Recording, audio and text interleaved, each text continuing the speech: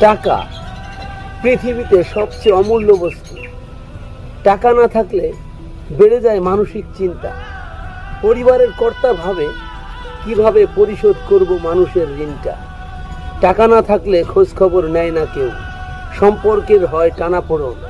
এটাই আমাদের আত্মীয় স্বজনের ধরন। শূন্য পকেট, কাছের আত্মীয় চলে যায় দূরে। শূন্য পকেট, কাছের মানুষই বলবে তোমাকে ভব ঘুরে। আর থাকলে তোমার টাকা, অচেনা মানুষও গড়বে সুসম্পর্ক। সমাজের বিত্তবানরাও করবে না তর্ক। টাকা থাকলে মূর্খরাও হয়ে যায় জ্ঞানী, সুদখোররাও হয়ে যায় এই সমাজের প্রাণ। টাকাই হলো পুরুষের একমাত্র সুঘ্রাণ। টাকাই বাড়াচ্ছে মানসিক শান্তির অভাব।